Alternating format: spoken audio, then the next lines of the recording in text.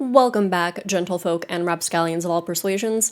It's time for another arc review. Spoiler section at the end. This time is Olivie Blake's Girl Dinner, which is about cannibalistic sorority sisters and not a whole lot else plot-wise. And this brings me to my first critique. You cannot have the pitch for your book also be the twist. It's like when Twilight came out and then all the paranormal romances that followed took 60 pages for the reveal that the love interest was a vampire or a werewolf or whatever. I already know what I'm here for. Stop playing coy. There is a bloody fork on the cover of the book. Calling it a sinister new wellness trend doesn't change the fact that it's cannibalism, and you dodge around it for a solid half of the book before giving the reveal in a very weird way, which I'll get into in the spoiler section. There is a theme of hunger throughout this book, manifesting as ambition and the desire for more than what one's life currently offers, and every time I put this book down, I was hungry to go back to it. And I've never had that feeling with an Olivie Blake book before. Backstory on that, I forced myself through the Atlas series, which seemed like it wanted to be a critique of academia, but instead was way too many pages of self-indulgent navel-gazing from a bunch of characters she clearly thought were cooler than they actually were. I DNF'd One for My Enemy at about 48% because nothing was really compelling me to keep going, and I DNF'd Gifted and Talented at about 11%. Whenever it was that we got the monologue from God, it felt so self-righteous and overwrought, and I must say that Girl Dinner does suffer from the same kind of prose as her other work, which is to say it's often indulgent to the point of being distracting and confusing in terms of the sentence structure. I also feel like this is the first book of hers I read that felt like it had something to say. I generally dislike when books seem to be a mouthpiece for the author's personal or political views, regardless of what those views happen to be. And I had to take a step back and evaluate if I was enjoying this book more because I happen to be a mother with a career, and have personally struggled with similar challenges that our main character Sloane is. And I determined that yes, that was absolutely tinting my perception.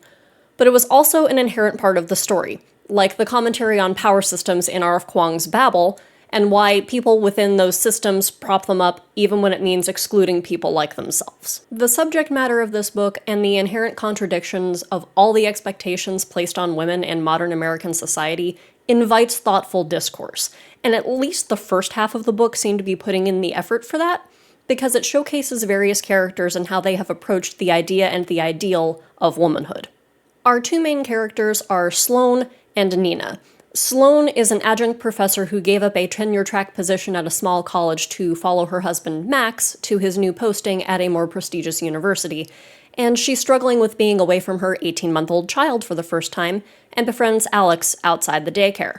I know Alex is involved on the campus and with the sorority, but I can't remember why or how she is, and this is not a point in the book's favor. Nina is a sophomore pledging a sorority that generally only takes freshmen, and the majority of her struggles throughout the book are trying to fit in with what it means to be a young woman entering the world, the pressures to maintain a certain image, and the fumblings and failures of relationships when you're in your late teens and early 20s. This book does go out of its way to show many different expressions of womanhood and feminism, and I'll get into that more a little bit later. Nina has a twin sister, Jasleen, who is a staunch feminist of the variety that shows up as rage bait in my algorithm when I've been scrolling too long and I know it's time to put my phone down and touch grass. And the book is at least self-aware about it. Later on, it seems to lean into this kind of attitude when our other main character, Sloane, is fighting the patriarchy about the subject of her desired research.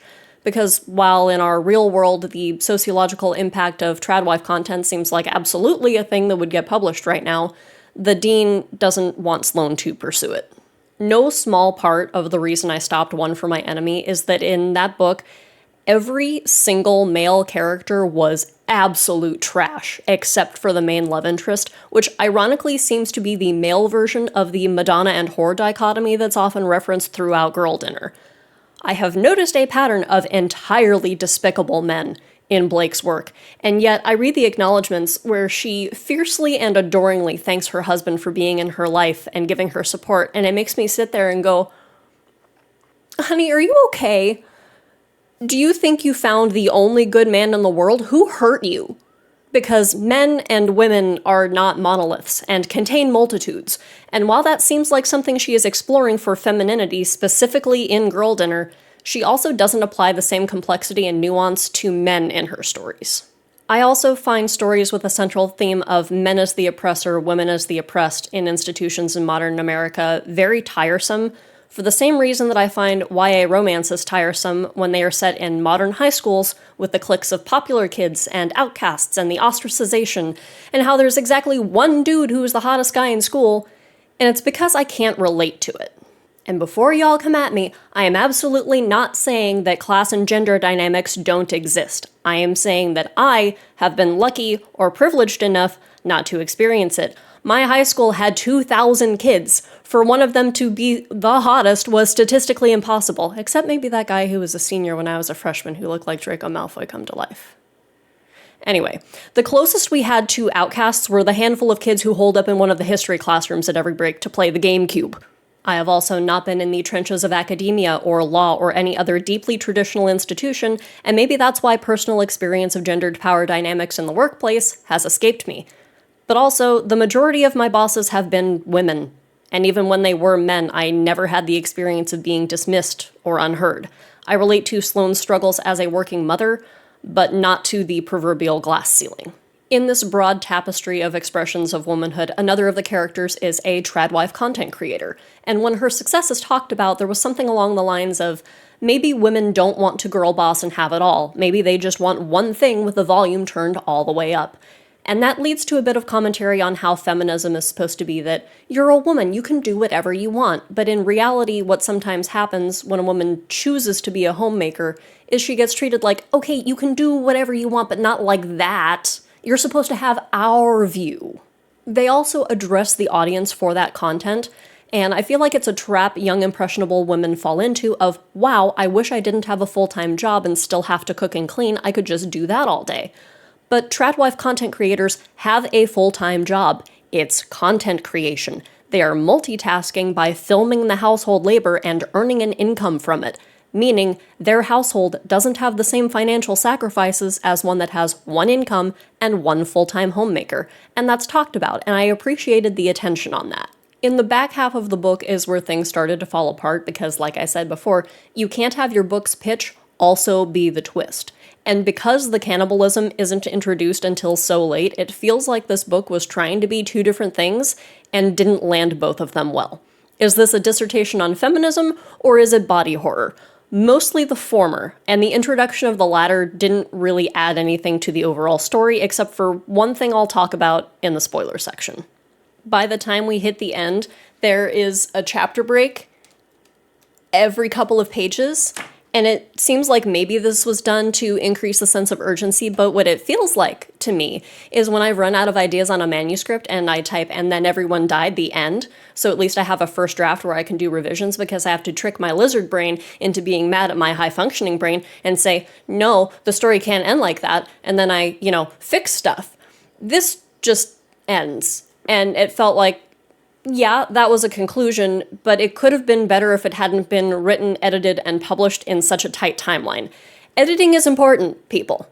Now, I'm going to get into some spoilers, so if you want to dip out, now is the time, because we're diving in 3, 2, 1, let's jam. I started noticing blatant and oblique references to Taylor Swift lyrics, specifically from the Tortured Poets department.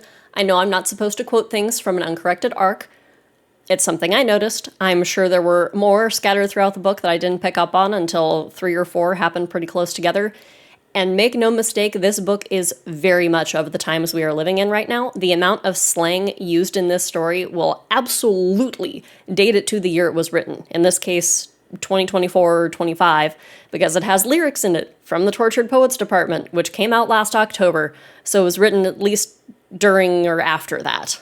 I do think I liked this the most of any of Olivie Blake's original works. Clean is one of the best Hermione fanfictions ever, fight me in the comments, but as I mentioned earlier, unlike Atlas 6, it really felt like this was a book where she had something to say. What exactly she was trying to say, I'm not entirely sure. I saw rumblings online that this was supposed to be satire, which with how the cannibalism is referred to as a wellness trend in the summary, I can kind of understand that. If it's commentary on women doing anything, literally anything, to appear younger, hotter, fitter, smarter, it fell flat. And I don't think it was meant to satirize the role of women, because not only was that the part of the book that took itself most seriously, it doesn't seem on brand with everything else that I've seen from Olivie Blake. Also, with how the reveal on the cannibalism is done, Sloane goes to interview the tradwife content creator, Caroline, who serves her a heart and is like, nudge, nudge, wink, wink. And Sloane is like, did you feed me a human heart? And then her friend Alex shows up and is like, even if we were in the habit of feeding unsuspecting people, other people, she wouldn't waste one on you. Which is just like, why is this the way that it's done? Stealing power from people by eating them also gave me flashbacks to the First Law trilogy by Joe Abercrombie, and I wasn't happy about that. Didn't like that. And the book ends with sort of the question of, obviously you would die for your children, but would you kill for them? Because at the very, very end, Sloane is feeding human liver in spaghetti bolognese to her iron-deficient daughter, I guess trying to set her up for success the best way she knows how. And this is a fundamental struggle of motherhood, knowing your ability to be everything your child needs ends the moment they exit your body, but to have it presented this way felt odd, to say the least. Not that anyone cares about this whatsoever, it's just something I noticed. I'm pretty sure this book has the opposite of the Bechdel test. I don't think there are two named male characters who have a conversation with each other about something other than a woman. There's no way to discuss the second main character, Nina, without spoilers, which is why I barely talked about her this whole time. So here's the rundown. She's a sophomore pledging a sorority where it's heavily implied that all the girls are SA victims. She wants to sleep with her philosophy professor, who we find out is Max, Sloane's husband. She doesn't, but her sorority president, Fawn, has in the past. Nina also has a hookup situationship with Fawn, and Fawn also has friction with Alex. There's a little will they, won't they, if Max makes it out of the book. Does Sloane eat him? Does someone else? Because all the sorority girls have to bring a date to a party where one of their dates will be the candidate, i.e. the one who gets killed and eaten. That's a sentence that just came out of my mouth. And Fawn brings Max. They end up deciding on someone else, and Max stumbles home to Sloane as she's feeding human liver to Isla. And who is she feeding to her baby girl? Jasleen. Because her TA, who is a family friend of Nina and Jasleen and calls them his cousins, told her that he saw his cousin outside. So presumably, Sloane thinks that she killed Nina, who she suspected is the student who was sleeping with her husband. That, I think, is the real twist of the book, and could have been lingered on a bit more. Overall, this is a 3-star book for me, and given that it's her book I've liked the most, that isn't super promising. This is signed by Olivie Blake and is not personalized. I will run a giveaway on it if anyone's interested. Comment on my Instagram post and tell me you want it, and I'll DM you. In the meantime, please do all those delicious things that feed the almighty algorithm. Like, share, and subscribe, and I'll see you next time. Bye!